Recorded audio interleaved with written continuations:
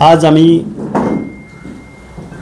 OBC आणि पंचायत राजमधलं आरक्षण या संदर्भात ओबीसी बांधवांना आव्हान करण्यासाठी आणि या महाराष्ट्रामध्ये जेवढे पक्ष आहेत, रजिस्टर्ड पक्ष आहेत, निवडणुकामध्ये उतरलेले पक्ष आहेत, या पक्षाच्या प्रमुखांना आव्हान करण्यासाठी आम्ही आज ही प्रेस घेत आहोत। माझ्याबरोबर ॲडव्होकेट मंगेश ससाणे साहेब आहेत। आरक्षणाच्या प्रश्नावरती न्यायालयामध्ये ओबीसींच्या बाजू लावून धरणारे आमचे ॲडव्होकेट मंगेश ससाणे साहेब आहेत। आमच्या पुणे जिल्ह्यातल्या मुळशी तालुक्यातले आमचे सर्व बांधव आहेत। यामध्ये पंचायती मेंबर आहेत, माजी उपसभापती आहेत, सभापती आहेत, सरपंच आहेत, ग्रामपंचायत सदस्य आहेत आणि ग्रामीण भागातला ओबीसी बांधव आणि त्याचा व्यवसाय आणि तो सामाजिकदृष्ट्या दुय्यम स्थानी असल्यामुळं या बांधवांच्या काय अडचणी आहेत आणि ज्यावेळी तिकीटं द्यायला सुरुवात झाली, ज्यावेळी या निवडणुकांचा बिगुल वाजला, त्यावेळी काय परिस्थिती निर्माण झाली या 2 सप्टेंबरचे JRने, याची परिस्थिती आम्ही तुमच्यासमोर मांडणार आहोत। पहिल्यांदा आता नगर पंचायतीच्या निवडणुका जाहीर झालेल्या आहेत। नगर परिषदा, नगर पंचायती यांच्या निवडणुका जाहीर झालेल्या आहेत। यामध्ये ओबीसी नगराध्यक्ष या 77 म्हणजे ओबीसी नगराध्यक्ष पदासाठी 77 ओबीसी जागा महाराष्ट्रामध्ये राखीव आहेत आणि आम्ही वेगवेगळ्या पक्षांच्या भूमिकांवरती लक्ष ठेवून आहोत। 77 नगराध्यक्षांपैकी मूळ ओबीसींना किती पक्ष तिकीटं देत आहेत याकडे आम्ही बारकाईने लक्ष ठेवून आहोत।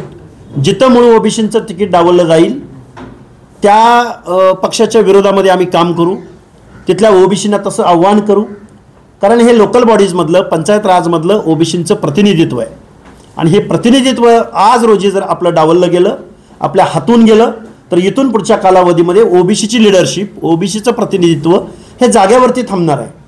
त्यामुळं 2 सप्टेंबरचा JR काढला जात असताना ज्या पक्षांनी हा JR काढण्यासाठी मनोज जरांगेंच्या मागणीला पाठिंबा दिला ते चेहरे ओबीसी बांधवांनी लक्षात ठेवले पाहिजेत आणि त्यांना मतदान देण्याऐवजी ओबीसीची भूमिका घेणाऱ्या आणि मूळ ओबीसीचं प्रतिनिधित्व सस्टेन करणाऱ्या उमेदवारांना ओबीसीनी मतदान करावं, असं आमचं आव्हान या महाराष्ट्रामधल्या सर्व ओबीसी बांधवांना असेल। आणि ओबीसी बांधवांनी आत्ता आपलं उपद्रव मूल्य दाखवून नाही दिलं तर हे राजकीय पक्ष तुमचं प्रतिनिधित्व, तुमचं आरक्षण संपवणार आहेत। शिक्षण आणि नोकऱ्यामधलं आरक्षण तर संपलेलंच आहे। निवडणुकामध्ये उरलेलं आरक्षण जर अशा पद्धतीनं तुमचं चॅलेंज केलं जात असेल, हिरावून घेतलं जात असेल, तर इथून पुढं ओबीसीचा प्रतिनिधी, बलुत्या आलुत्यामधला प्रतिनिधी, भटक्या विमुक्त जाती जमातीमधला प्रतिनिधी ज्या मंडल आयोगाच्या माध्यमातून सामाजिक न्याय देण्यासाठी, प्रतिनिधित्वासाठी आरक्षण दिलं गेलं, त्या प्रतिनिधित्वाचा गैरअर्थ घेऊन गरिबी हटवण्यासाठी किंवा कुणाच्या राजकीय प्रेशर खाली येऊन जर ओबीसींच्या अनाथ माती कालवण्याचं काम 2 सप्टेंबरच्या JRनं केलं असेल, हे बघा, लोकनियुक्त सरकारने आमच्या हक्क अधिकाराचं संरक्षण केलेलं नाही। आमच्या हक्क अधिकाराच्या विरोधामध्ये, सर्वोच्च न्यायालयाच्या निर्णयाच्या विरोधामध्ये, अनेक आयोगांच्या निर्णयाच्या विरोधामध्ये 2 सप्टेंबरचा JR काढल्याची भावना या ओबीसीच्या सर्व जनतेमध्ये, ओबीसीच्या प्रतिनिधीमध्ये गेलेली आहे। आता मी वेगवेगळ्या पक्षामध्ये वेगवेगळ्या सेलवरती काम करणाऱ्या, मग ते भाजपचे असतील, शिवसेना दोन्ही गटाचे असतील, काँग्रेसचे असतील, राष्ट्रवादी दोन्ही गटाचे असतील, या लोकांना आमचं सांगणं आहे, तुम्ही अग्र हक्कानं तिकीटं मागा। मी फक्त नगराध्यक्ष पदाचं तुम्हाला सांगितलं की 77 नगराध्यक्ष पदं ही ओबीसीसाठी राखीव आहेत आणि आत्ता जी जाहीर झालेल्या निवडणुका आहेत त्यामध्ये 1821 नगरसेवक पदाच्या जागा ओबीसीसाठी राखीव आहेत। इथं जर तुम्हाला तिकीट दिलं जाणार नसेल तुमच्या पक्षाकडून, तर तुम्ही काय त्या पक्षाचे फक्त झेंडे लावायला आहात का? आणि तुमचं प्रतिनिधित्व डावलून जर कुणाला दिलं गेलं जात असेल, पैसेवाल्यांना दिलं जाणार असेल, बोगस कुणबीकरणाद्वारे ओबीसीच्या जागांवरती उभे राहणाऱ्या माणसांना जर कुठं तिकीट दिलं जाणार असेल, तर त्या सेलमध्ये काम करणाऱ्या ओबीसी बांधवांनी बंडखोरी केली पाहिजे। तिथल्या जागेचं किंवा कुठला वार्ड आहे, कुठलं शहर आहे, कुठला नगर परिषद क्षेत्र आहे, त्याची माहिती आम्हाला द्या, आम्ही जाहीर करू। आम्ही तिथं प्रसंगी निवडणुकीमध्ये प्रचाराला येऊ, पण ओबीसीचं आरक्षण टिकवण्यासाठी तुम्ही आम्ही सगळ्या लोकांनी एकत्रित आलं पाहिजे। 2 सप्टेंबरचा कागद खोटा आहे। ओबीसी बांधवांना मी खूप तळमळीनं कळकळीनं आम्ही सगळे बांधव सांगत आहोत, 2 सप्टेंबरचा कागद खोटा आहे, पण ओबीसी बांधवांनो तुमचा तोटा मोठा आहे. एवढा मोठा तोटा आहे हा की हा तुमचं प्रतिनिधित्व संपवणार आहे. अरे पंचायत राजच्या निवडणुका म्हणजे लोकशाहीचा पाळणा. इथं खऱ्या अर्थानं नेतृत्व तयार होतं आणि पंचायत राजमधलं जर तुमचं नेतृत्व जर लिडरशिप थांबवली तर तुम्ही विधानसभेला लोकसभेला अर्ज भरायचं सुद्धा दारिष्ट्य करू शकणार नाही. खूप जबाबदारीनं बोलतोय. डॉक्टर बाबासाहेब आंबेडकरांनी प्रतिनिधित्वासाठी इथल्या बलुत्या आलुत्याचं रिप्रेझेंटेशन ओबीसीच्या माध्यमातून 340व्या कलमाच्या माध्यमातून तुम्हाला दिलं, पण तुमच्या आणि इथल्या राज्यकर्त्या वेगवेगळ्या पक्षांच्या 2 सप्टेंबरच्या GRला पाठिंबा देण्यानं ओबीसीचं आरक्षण आज रोजी संपलेलं आहे. आणि बऱ्याच काही ओबीसीच्या प्रश्नासंदर्भात टेक्निकल बाबी आम्ही तुमच्यासमोर मांडणार आहोत. मी उद्याचं ते सुतोवाच पण करेन. उद्या आम्ही शासनकर्त्या लोकांकडून किंवा सत्ताधाऱ्यांकडून किंवा 2 सप्टेंबरचा GR निघाला त्यावेळी अनेक आमदार खासदारांनी लाज नसल्याप्रमाणे बिनलाजेचे असल्याप्रमाणे सांगितलं की आम्ही ओबीसी आरक्षणाला कुठंच धक्का लागत नाही. मग त्यामध्ये बबनराव तायवाडेंपासून ते वेगवेगळ्या मिनिस्टर्सपर्यंत अनेक लोक म्हणली की ओबीसी आरक्षणाला धक्का लागत नाही. मी एक उदाहरण म्हणून मी तुमच्यासमोर बारामती शहराजवळ पिंपळी म्हणून गाव आहे. त्या पिंपळी गावामध्ये आता सध्या ओबीसीचा सरपंच होता, पण एका व्यक्तीनं त्या ग्रामपंचायतीमध्ये निवडून आलेल्या व्यक्तीनं एक बोगस सर्टिफिकेट कुणब्याचं आणलं आणि जो ओबीसीचा सरपंच होता त्याची जागा हिसकावून घेतली आणि ते बोगस सर्टिफिकेट त्याला जोडलं. बोगस आम्ही असं म्हणतोय की त्याचे पुरावे आम्ही सगळे कलेक्ट केलेले आहेत, गोळा केलेले आहेत आणि त्याची पर्दाफाश मीटिंग सभा आम्ही उद्या संध्याकाळी बारामतीजवळ पिंपळी या गावामध्ये घेणार आहोत. आणि कसं ओबीसीचं आरक्षण पद्धतशीरपणे घालवलं जातंय, डावललं जातंय, संपवलं जातंय याची अनेक उदाहरणं आम्ही तुम्हाला देणार आहोत. आणि आता आम्ही इथं बोलत असताना अनेक आता प्रश्नोत्तर तर होतीलच, पण माझ्यानंतर न्यायालयीन लढाई लढणारे, कायदेशीर लढाई लढणारे ॲडव्होकेट मंगेश हसाने साहेब तुम्हाला संबोधित करतील. या संदर्भामध्ये अनेक प्रश्न आहेत. आता काल परवाच राजकारणातले भीष्मपिता म्हणता येईल ते पवार साहेबांनी एक भूमिका घेतली आहे. प्रायमा फेसे आम्ही त्यांचं स्वागत करतो की मूळ ओबीसींना डावलू नका, पण पवार साहेबांना आमचं काही विचारणं आहे की तुम्ही जर म्हणता की ओबीसींना डावलू नका, तर ओबीसी मधून या कुणबी सर्टिफिकेटनी ही जी घुसखोरी झाली आमच्या राजकारणामध्ये, स्थानिक स्वराज्य संस्थांमध्ये, आमच्या राजकीय प्रतिनिधित्वामध्ये, मग त्यावेळेस पवार साहेब तुम्ही अशी भूमिका काय घेतली नाही? आज आपण ज्या पुण्यात बसलोय त्याच पुण्यामध्ये तुमच्याच पक्षाचे प्रशांत जगताप जे महापौर झाले, ते महापौर ते कोणत्या याच्यातनं निवडून आले होते? ते ओबीसीच्या कुणबी दाखल्यावर. त्यावेळेस मग तुम्ही का नाही ही भूमिका घेतली? दत्ता धनकवडे असतील, आता या स्थानिक स्वराज्य संस्थांच्या निवडणुकांचं पडगम वाजलेले आहेत. साहेब तुमची भूमिका आत्ता चांगली आहे, पण याच्यामध्ये ज्या स्थानिक स्वराज्य संस्था ग्रामपंचायत पासून पंचायत समिती, जिल्हा परिषद किंवा इतर सहकारामध्ये पण तुमच्याच पक्षाचे काही पदाधिकारी कुणबी दाखले घेऊन ओबीसीच्या जागेवर आता कार्यरत आहेत, त्याच्या संदर्भामध्ये तुमची भूमिका काय आहे हे आमचं तुम्हाला विचारणं आहे. पवार साहेबांनंतर अजितदादांचा राष्ट्रवादी गट आहे, मग पवार साहेबांची जी भूमिका आहे तशाप्रमाणेच अजितदादा पवारांच्या राष्ट्रवादीची भूमिका असणार आहे का? पुण्यामध्ये 44 जागा ओबीसींसाठी राखीव आहे, पिंपरी चिंचवडमध्ये 31 जागा राखीव आहेत.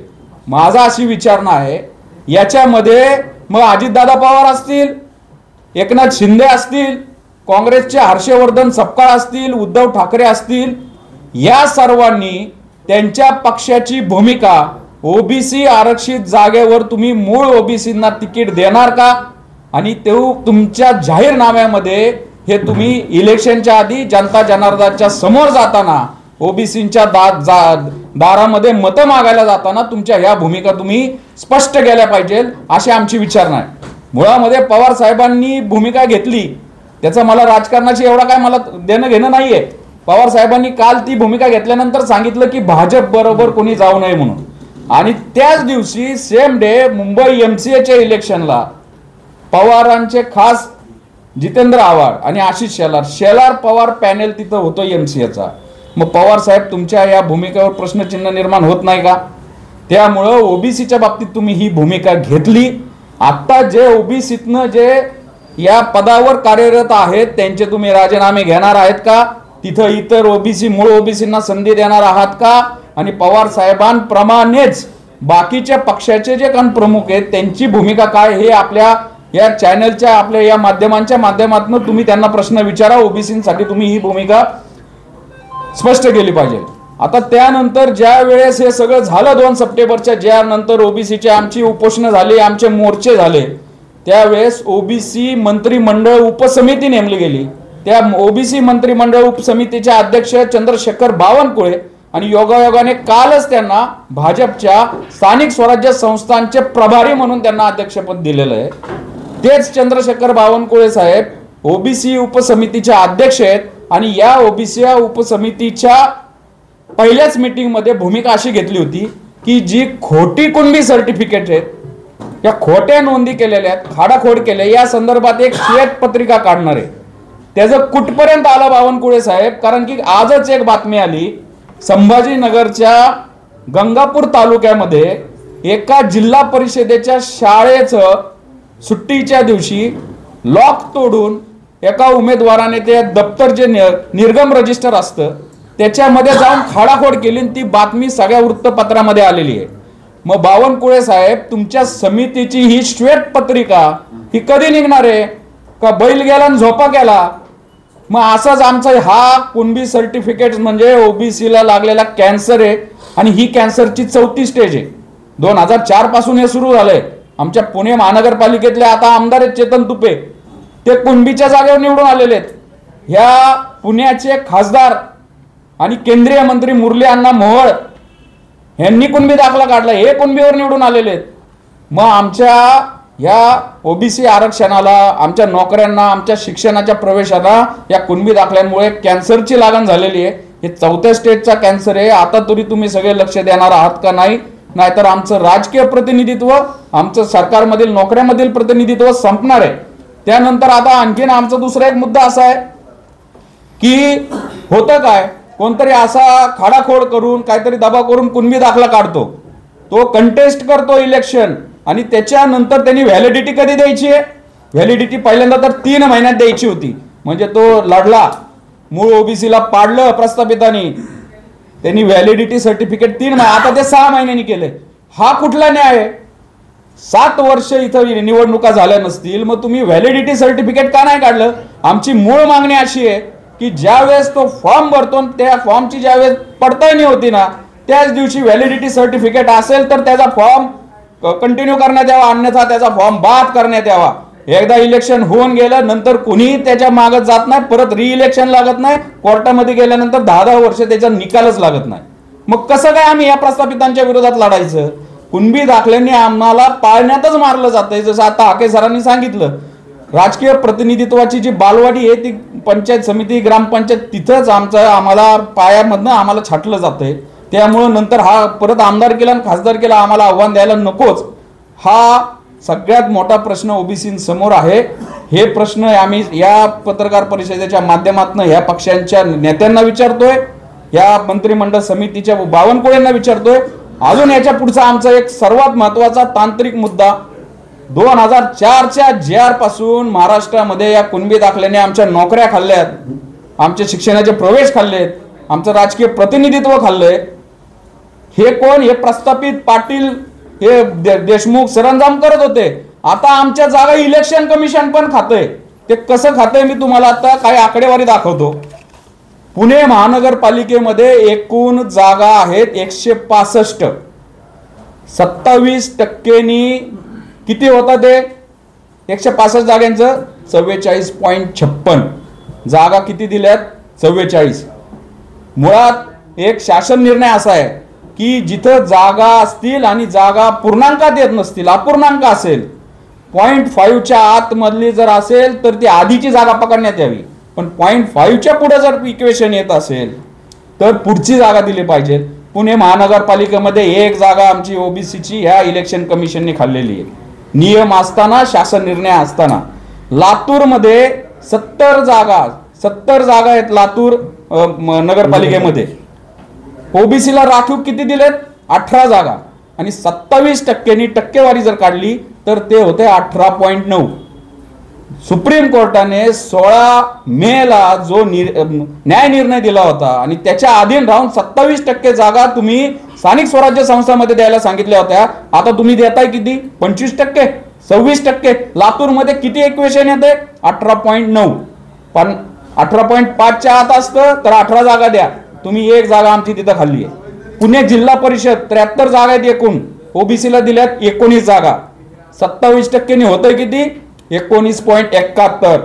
शिरूर पंचायत समिती 14 जागा, ओबीसीला 3 जागा दिल्यात, 27% होते 3.78. का बाबांनो? प्रत्येक ठिकाणी तुम्ही आमची एक जागा खाताय. टोटल 27,000 स्थानिक स्वराज्य संस्था आहे महाराष्ट्रामध्ये. आखे साहेब, 27,000 तुम्ही आमच्या जागा खाणार?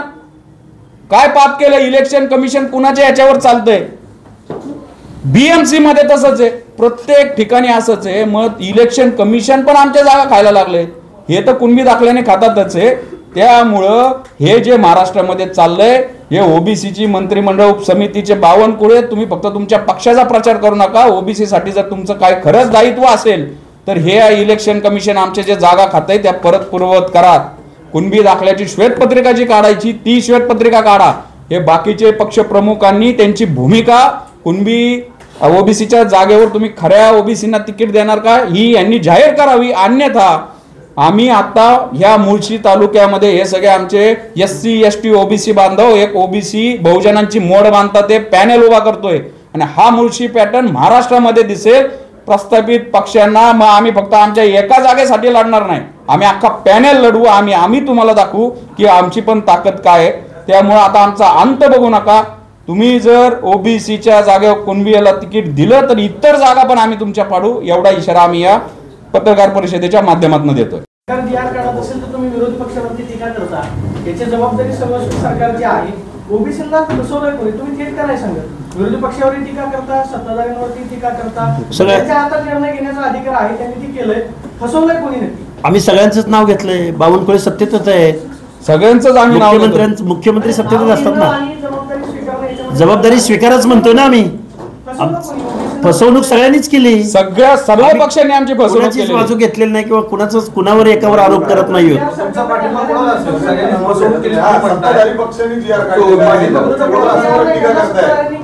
काय काय जी.आर. हा सत्ताधाऱ्यांनी काढलेला आहे, विरोधकांनी नाही.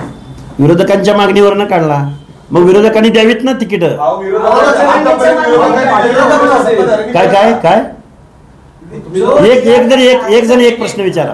जो जी.आर. काढला ना, हा, तुम्ही जो जी.आर.चा उल्लेख करताय की ओबीसी समाजावर अन्याय झाला, हो. तो जी.आर. फडणवीस सरकारने काढला. हो, नक्कीच. जरांगेने केलेली.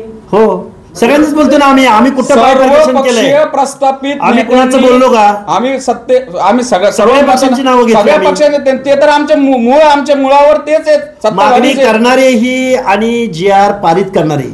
आम्ही कुठं म्हटलंय की अमुक एक पक्ष किंवा अमुक एकावर टीका करतोय. सर, स्थानिक स्वराज्य संस्थांच्या निवडणुकांमध्ये मूळ ओबीसींना तिकीट द्या अशा पद्धतीचे काही निर्देश किंवा काही सूचना शरद पवारांनी पाठवल्या आहेत. या मागणीकडे तुम्ही कसं बघता? हे बघा, या मागणीकडं निवडणुकांचं व्याकरण आत्मसात केलेले शरदचंद्रजी पवार नेते आहेत. हीच भूमिका जर त्यांनी 2 सप्टेंबरच्या जी.आर.च्या बाबतीत घेतली असती तरी मग आम्ही त्यांचं एकदम खूप चांगलं स्वागत केलं असतं. पण आता निवडणुकी ऐका ना ऐकू द्या, मला कंप्लीट करू द्या ना. हे बघा, शरदचंद्रजी पवार साहेबांनी निवडणुकामध्ये आपला पक्ष डावलला जातो की काय म्हणून अशी भूमिका घेतली असेल. आम्ही कसं बरं 2 सप्टेंबर, अरे तुम्ही आम्हाला भीक देता का? अरे कायद्यानं तुम्ही नाकारताय, त्यावेळी तुम्ही गप्प बसता आणि तुमच्या निवडणुकीत अडचण निर्माण होते म्हणून तुम्ही म्हणता की नाही नाही नाही मूळ ओबीसीला तिकीट द्यायची. आणि मग बंडखोर अपक्ष उभा राहिल्यावर काय करायचं? जे कार्यरत त्यांचे राजीनामे घ्यायचे. काय करायचं सांगा ना. इकडे तिकीट नाकारायचं आणि दुसरीकडे बंडखोर अपक्ष उभा राहिला किंवा अपोजिटच्या दुसऱ्या पक्षानं जर दुसरा उमेदवार दिला, काय करायचं? स्वतःच्या पक्षाचे आमचं म्हणणं तेच आहे, आम्हाला भीक नको आहे, आम्हाला हक्काचं मागतोय आम्ही. 2 सप्टेंबरचा जी.आर. ज्यावेळी पारित झाला त्या दिवशी शरद पवार कुठे गेले होते? आणि त्यांच्यावर सोशल जस्टिस कुणाला कळतो का? राष्ट्रवादी काँग्रेसचे नेते कायम म्हणतात की मंडल आयोग पहिल्यांदा महाराष्ट्रात पवार साहेबांनी लागू केला. मग जर लागू केला जात असेल, जर ते सामाजिक न्यायासाठी ते जर क्रेडिट घेत असतील, मग 2 सप्टेंबरच्या जी.आर.ला विरोध का नाही केला?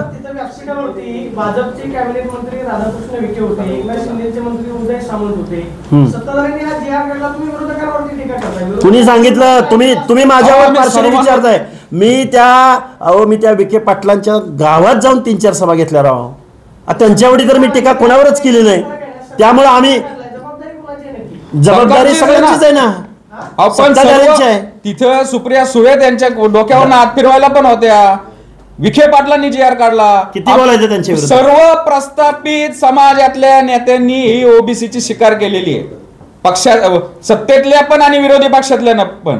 आणि अजून पण ती पवारांनी पुढे आले. पवारांनी ठाम राहावं आणि पवारांच्या पक्षामधले जे आता पदाधिकारी कुणबीच्या दाखल्याने कार्यरत आहेत त्याबद्दल पण पवार साहेबांनी भूमिका स्पष्ट करावी, एवढे आमचं इथं म्हणणं आहे. याच्यामध्ये भाजपने पण करावे, फडणवीसांनी पण करावी, सर्वांनीच करावी. छापाही तुमचाच आणि काटाही तुमचाच असं नसतो. तुम्ही काय म्हणताय? पवारांनी भूमिका स्पष्ट करावी. ते म्हणतायत समाजाने वाटत. अरे सगळ्यांनीच म्हणतोय आम्ही. ओबीसी समाज म्हणून येणाऱ्या नगर परिषद आणि नगरपंचायतीमध्ये तुमच्या 2 नेत्यांची भूमिका काय असणार? हे बघा, आमच्या 2 नेत्यांची भूमिका अशी आहे, जे पक्ष निवडणुकीला सामोरं जात आहेत त्या पक्षांनी मूळ ओबीसीला तिकीट द्या. जर मूळ ओबीसीला तिकीट नाही दिलं मग ते दोन्ही शिंदे गट, दोन्ही शिवसेना गट असो किंवा दोन्ही राष्ट्रवादी असो, भाजप असो, काँग्रेस असो, कुठलाही पक्ष, काँग्रेस असो, आमचं साधी लाईन आहे. जे डावलतील त्यांचा करेक्ट कार्यक्रम करण्यात येईल. आणि बघा, मी सांगतोय बघा, जिथं डावललं गेलंय त्याचा उमेदवार आम्ही तिथं जाऊ, तिथं प्रचार सभा घेऊ, आम्ही सोशल मीडियाच्या माध्यमातून सांगू की या माणसाला आपल्याला मतदान करायचं नाही, या माणसाला पण आपल्याला मतदान करायचंय. आम्ही आमचा न्यूसेन्स व्हॅल्यू दाखवून देणार. आम्ही न्यायालयात आम्ही दाद मागतोय, पण मतपेटी ही लोकशाहीमधला उत्सव आहे ना, आम्ही तिथं मागणार. विधानसभा निवडणुकीची स्क्रिप्ट तुम्ही रट्टा मारताय डबल. हेच वाक्य तुमचं याच पत्रकार परिषदेत याच हॉलमध्ये होतं की जिथं ऐका नसेल प्रश्न होता, जिथं ओबीसी समाजाच्या विरोधात येऊन तिथं जाऊन सभा घेऊन उमेदवार पाडणार, हे तुमचं वाक्य आहे विधानसभेच्या वेळेस. आम्ही सत्ताधाऱ्यांची बाजू घेतली होती. तुमच्या पुढे जाऊन सांगतो. मग आता आम्ही सगळ्यांच्या विरोधात घेतोय ना. हा, विधानसभेच्या निवडणुकीला हे तुमचं वाक्य होतं. आता तुम्ही हेच वाक्य वापरता, बरोबर आहे. प्रश्न असा आहे की आता तुम्ही उमेदवार देणार. उमेदवार द्यायचा विषयच येत नाही. अरे आमच्याकडे पक्ष पार्टी असते, आम्हाला आरक्षणाची काय गरज भासली असते? आमची लिडरशिप असते, आम्ही कारखानदार, वतनदार, जागीरदार असतो, तर आम्हाला असे एवढ्या पत्रकार परिषदा घ्यायची काय गरज होती? आम्ही काय भीक मागे वाटलो काय? तिकीट नाही दिलं, अपेक्षा उभा करू आम्ही. भरपूर आमच्या 450 जातीमध्ये भरपूर उमेदवार आहेत. अजून सगळी प्रोसेस सुरू आहे. ही सगळी प्रोसेस व्हायला निवडणूक आहे, त्याच्यानंतर भूमिका घ्यायला बराच वेळ आहे. नाही, आता तिकीट वाटपाचा प्रोग्राम सुरू आहे ना. कुठल्याच पक्षाने अशी भूमिका घेतली की पण आम्ही त्याला आगाऊ सांगतोय ना. आम्ही अपील करायला त्यांना. अरे बाकीचे पक्ष आहेत ना, घ्या ना मग सगळ्यांनी. बाकीच्या पक्षांनी आम्ही तेच म्हणतोय. अहो ते मी घेतली ना. हर्षवर्धन सपकाळ, एकनाथ शिंदे, उद्धव ठाकरे, सगळ्यांनी, सगळ्या पक्षांनी भूमिका, सगळ्या पक्षांनी मूळ ओबीसीला तिकीट द्यावं.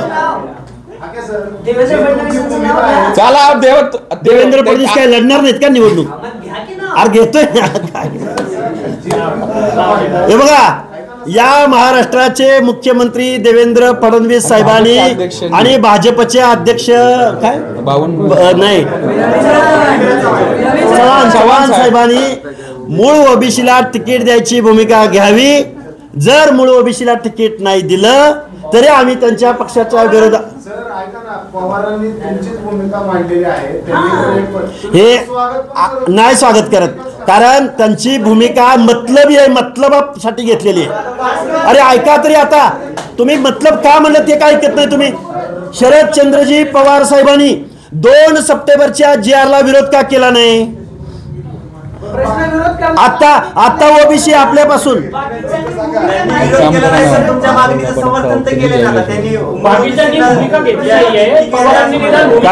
मी बोलताना म्हणलं प्रायमा फेसी स्वागत करतो, पण जे आता कार्यरत आहेत ऐका ना, काय काय नाही करत स्वागत. मतलबी भूमिका आहे. स्वागत करणार नाही. 2 सप्टेंबरचा कायदा पारित होत असताना शरदचंद्रजी पवार मुग गिळून का गप्प बसले होते? आता तुम्ही अडचणीत आला म्हणून घेताय का? अरे घेऊन मग बाकीच्यांनी जर खोट्यानं दिलं तर काय करायचं त्या पवारांच्या भूमिकेचं? कृतीमध्ये फरक, उक्ती आणि कृतीमध्ये फरक नाही करणार. अरे आमचं कायद्याने घालवलंय. आमचं घर, एक मिनिट, आमचं ओबीसीचं घर उद्ध्वस्त होत असताना 2 सप्टेंबरचा GR निघत असताना पवार साहेब कुठे गेले होते? आता तुमच्या निवडणुकीत अडचण आली म्हणून तुम्ही भूमिका घेताय का? तुमच्यासाठी GR ला विरोध करणं महत्वाचं आहे की ज्यांनी GR काढला ते महत्वाचे आहे. ज्यांनी GR काढला ते राहिले बाजूला. तुम्ही बाजूला कुठे बाजूला ठेवलंय? कुठं आम्ही बाजूला ठेवलेत? बावनकुळेचे 4 नाव घेतले आम्ही. आम्ही विरोध कुठे? मुख्यमंत्र्याचं नाव अजून एक थांबा, मुख्यमंत्र्याचं अजून एकदा नाव घेऊ का? आणि आमच्या अपेक्षेने तुम्ही नाव घ्यावं.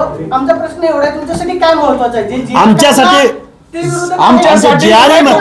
तो GR रद्द झाला पाहिजे हे महत्वाचं आहे. तिकीट पण निवडणुका येतील जातील अनेक वेळा, पण GR तुमच्यासाठी कोण महत्वाचं आहे? विरोध करणारे महत्वाचे की सगळे महत्वाचे आहेत. सत्ताधारी महत्वाचे मिळून केलंय. सगळ्यांनी बघत आहे, मिली बघत आहे. अरे हे आंदोलन उभं कुणी केलं? प्रश्न एवढा आहे, एका प्रश्नाचं फक्त उत्तर द्या. GR सरकारनं काढलेला आहे, तुम्ही म्हणताय की शरद पवारांनी त्यावेळेस भूमिका नाही घेतली. तुमच्यासाठी नक्की कोण महत्वाचं आहे? ज्यांनी GR काढला ते महत्वाचे की ज्यांनी विरोध केला नाही ते महत्वाचे? ऑलरेडी सरकारनं GR तर पारित केलेला आहे. तुम्ही आता म्हणताय की तुम्ही भूमिका नाही घेतली. त्यावेळेस तुम्ही जर विरोध केला असता तर सरकार काय ऐकलं असतं तुमचं? अरे फाडून टाकला की पारा डोकं फोडून घेतलं की तुमच्यासोबत. मग GR काढल्यानंतर मग तुम्ही काय म्हणणं आहे?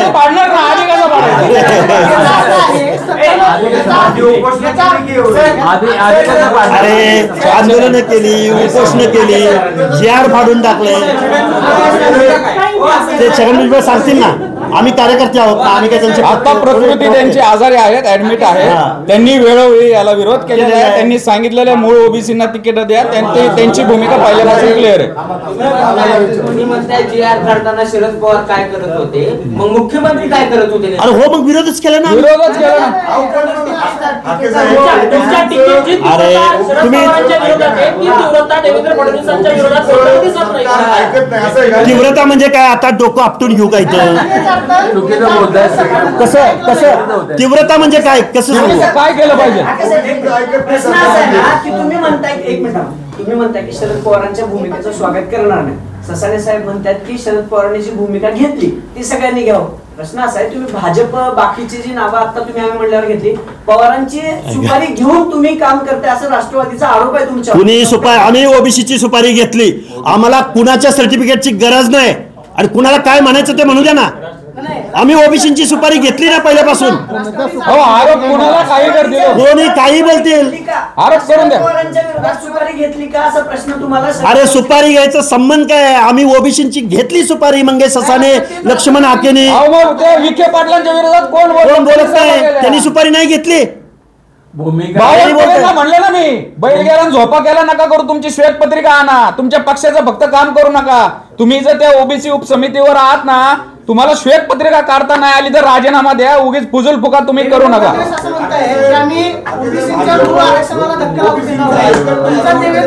काय काय हो मान्य आहे. ओबीसीची भावना भाजपनं ऐकलेली नाही. ओबीसीच्या आरक्षणाच्या विरोधामध्ये 2 सप्टेंबरचा GR काढलेला आहे. तो कोर्टात चॅलेंज केलेला आहे. पण आता निवडणुका होत आहेत मेनवाईल, आणि त्या निवडणुकामध्ये मूळ ओबीसींना तिकीटे जर या लोकांनी सगळ्यांनी डावलली तर आम्ही त्यांच्या विरोधामध्ये भूमिका घेऊ. तिथं आमचा सामान्यातला सामान्य ओबीसीचा उमेदवार असेल तरी त्याच्या पाठीशी आम्ही ठामपणे उभं करू. आम्ही तसं ओबीसींना आव्हान करू. आम्ही वेळ पडल्यास तिथं जाऊन सभा घेऊ. कोणताही पक्ष असला कुठलाही पक्ष. सांगितलं की विधानसभा निवडणुकीत ओबीसींनी भाजपची आमचा विश्वासघात केला. आता ओबीसी उघडपणे भाजपच्या विरोधात भूमिका घेणार आहे का? स्थानिक स्वराज्य आता कुणाची नावं घेऊन सांगितलं ना तुम्हाला? 100% येणार आहे. विधानसभेला तुम्ही थेट सपोर्ट केला भाजप किंवा महायुतीला, तसा थेट विरोध आता करणार आहात का? विश्वास विरोध करतोयच ना, विरोधच आहे. प्रश्न नाही. तुम्ही काय म्हणाला भाजपने जरी भाजपला ओबीसी समाजाने विधानसभेला पाठिंबा दिला, हे शब्द आहेत तुमचे पत्रकार संघात प्रेस घेऊन. त्यानंतर तुम्ही शब्द म्हणालात की भाजपनं पाठिंबा देऊन विश्वासघात केला भाजपने ओबीसी समाज. बरोबर. आता येणाऱ्या नगर परिषद नगरपंचायतीला भाजपला विरोध करणार आहात का तुम्ही? एकच आमची लाईन आहे. आम्ही इथं पक्षाच्या कशी लाईन आहे बघा, जे जे पक्ष लोकल बॉडीजमध्ये म्हणजे लोकलच्या प्रश्नावरती या निवडणुका होत आहेत, या लोकलच्या प्रश्नामध्ये तिथला आमचा ओबीसी बांधव, त्याची सदसद विवेकबुद्धी जागृत आहे, तो आपला कोण परका कोण जाणतो. पण पक्षाने जर आमच्यावरती जर बोगस कुणबीकरणाद्वारे उमेदवार तिथं लादला असेल तर आमचा तिथला बांधव तिथल्या लोकल बॉडीमध्ये निर्णय घेणार आहे ना. प्रश्न उरतो कुठं? प्रश्न उरतो की जिथं बोगस ओबीसी येईल त्याला बाजूला सारा आणि तिथला सामान्यातला सामान्य आपला जो कोण माणूस असेल त्याला तुम्ही मतदान करा. ही साधी भूमिका आहे. तुम्ही आता असं म्हणताय की जर मूळ ओबीसीला उमेदवारी दिली नाही तर आम्ही त्याला विरोध करू. प्रश्नच नाही. आता हे कुणबीकरणाद्वारे कुठं आलं? 2 JRचा जो JR निघाला त्याच्याद्वारे तुम्ही असं म्हणताय की आम्हाला त्याचा विरोध आहे. आमचा मूळ प्रश्न असा आहे, जर तुम्ही मूळ ओबीसीला उमेदवारी दिली किंवा दिली नाही म्हणून विरोध करणार की JR काढलाय त्याच्यामुळे तुमचं ओबीसी आरक्षण संपुष्टात मूळ प्रश्न तुमच्या प्रश्नाचा JR मुळे ओबीसी समाजाला प्रतिनिधित्व मिळणार नाही म्हणून तुम्ही पक्षाकडे बोट दाखवता. म्हणजे याचा अर्थ की तुम्हाला 2 सप्टेंबरचा JR मान्य आहे. ऐका 1 मिनिट, आम्हाला आता निवडणुका थांबवतेत का? आमचं म्हणणं आहे की निवडणुका थांबवणार आहे का तुम्ही? तुम्हाला विचारात घेतलं जात नाही म्हणून तर आम्ही बोलतो ना. आम्ही तेच बोलतोय. हे बघा तुम्ही सगळ्यांकडे बोट दाखवताय. तुम्ही मला एक सांगा, इथंच मी प्रेस घेतली होती त्यावेळी आम्ही म्हणलं होतं की 7 वर्ष तुम्ही निवडणुका घेतल्या नव्हत्या, कोर्टाचा निकाल येऊपर्यंत निवडणुका पुढे टाकला. आम्ही आम्ही तेच म्हणले. आणि तुमच्या प्रश्नाचं उत्तर असं आहे, तुम्ही फक्त 2 सप्टेंबरच्या JR मुळे झालेलं नाहीये. हे जे चालू आहे ते 2004 पासून चालू आहे. जो तो JR आला मराठा कुणबी मराठा त्यांनी घात केलाय, त्यावेळेस सत्तेत कोण होते हे पण तुम्ही शोधा. आणि हा JR येण्यासाठी जरांगेच्या आंदोलनाला सर्व पक्षीय आमदारांनी खासदारांनी पवारांच्या जवळच्या शिंदे यांच्या जवळच्या भाजपच्या सगळ्यांनी मदत केली ना. आम्ही एकच लाईन घेतलेली आहे, सर्व पक्षीय प्रस्थापित नेत्यांनी ओबीसीचा घात करण्यासाठी 170 आमदार आणि 28 खासदारांनी सर्वांनी मिळून त्यांचं परत प्रतिनिधित्व जाऊ नये राजकारणातलं, ओबीसी कुठं राजकारणात दिसू नये म्हणून हे सगळे केलेलं कांड आहे, हे कुभांड आहे. सगळे सामील आहे त्याच्यामध्ये. त्यासाठी जर तुम्ही सर्वांनी मिळून सर्व पक्षांनी जर ओबीसीच्या विरोधाची भूमिका घेतली, ओबीसी मधनं या कुणब्यांना तुम्ही जर तिकीट दिली तर आम्ही त्या विरोधात अपक्ष उमेदवार उभे करू. स्पष्ट आमची लाईन भूमिका घेतलेली आहे. मूळ ओबीसींना तिकीट द्या असं त्यांनी म्हटलेलं आहे. तर तुम्ही दोघं त्यांचा प्रचार पश्चाताप झाला का शरद पवारांना पश्चाताप झाला? विषय आहे त्यांनी जे घोषित केलेलं आहे, पश्चाताप झालाय शरद पवारांना. अरे चुकीचं झालंय. भूमिका आणि कृती पवार साहेबांची. प्रश्न असा आहे, त्यांनी जे म्हटलेलं आहे की मूळ ओबीसींना तिकीट देणार, माणसं उभी करणार, त्यांना तुम्ही पाठिंबा देणार आहे का एवढं सांगा. आम्ही त्यांचं स्वागत करू पण त्यांच्या एकट्याच्या भूमिकेनं चालणार नाही. पक्षात सर्व पक्षीय लोकांनी ही भूमिका घेतली पाहिजे. सर्व पक्षीय. अजून ऐका ना, त्यांनी जाहीर केले लबाडाचं आवतने एक महिनेभर का तुम्ही म्हणतात ते लबाडे जेवल्याशिवाय त्यांनी तिकीट तर वाटून द्या. 44 ओबीसी मधनं कळून द्या पुणे महानगरपालिकेमध्ये. इथेच आम्ही तुम्हाला प्रश्न विचारू की पवार साहेबांच्या पक्षाने 44 मूळ ओबीसींना तिकीट दिलंय. तो निर्णय अंमलात आणला तर आम्ही त्यांचं स्वागत करू.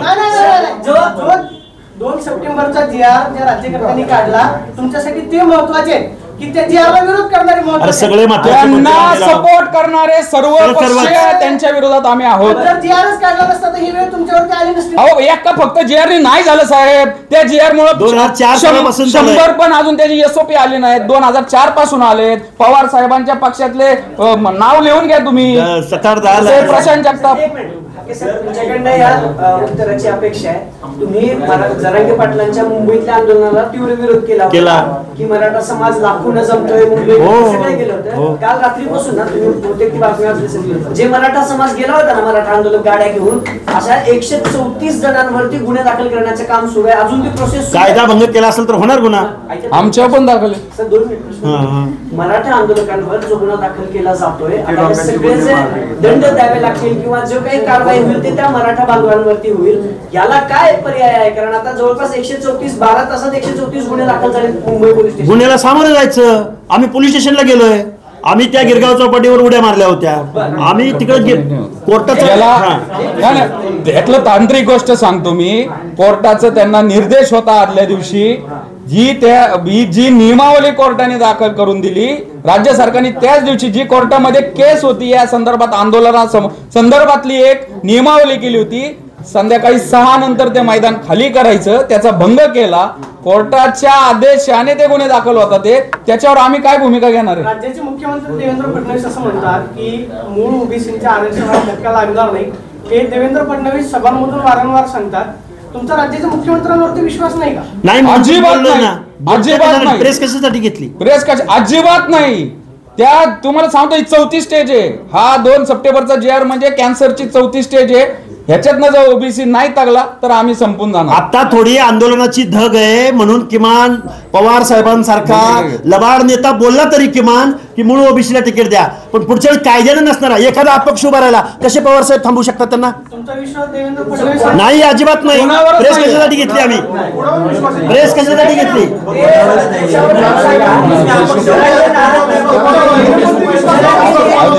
अरे विश्वास विश्वास पानिपतात गेला ना.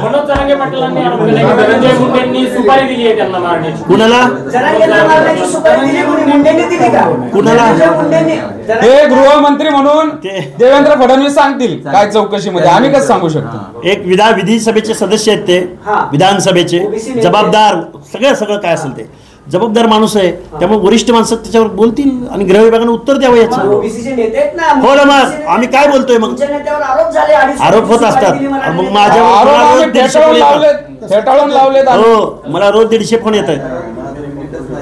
जीव मारायचे, जिवे मारायचे. आम्ही काय माणूस नाही का? आम्ही माणूस नाही का? धनंजय मुंडेंचं नाव त्यांनी घेतलं, तसं तुम्ही नाव उत्तर देतील की? उत्तर देतील ना धनंजय मुंडे? आम्ही 2 मिनिट आम्ही कोणाचं नाव सांगायचं? वधवून घेताय का? जरांगेला एक सांगतो मी, जरांगेला मीडिया अटेन्शन पाहिजे. 2 सप्टेंबरचा JR आलेला आहे, त्यानंतर आता जरांगेंकडे दादा म्हणून लोक जात नाहीये. स्थानिक स्वराज्य संस्थांच्या निवडणुकीच्या पार्श्वभूमीवर त्यांना कुठेतरी मीडिया अटेन्शन पाहिजे, कुठेतरी वेटेज वाढवायचे म्हणून हे सगळे उद्योग चालू आहेत. तरी पण याच्यातली शहानिशा ते CDR असतील, गृह विभाग करल तुम्ही.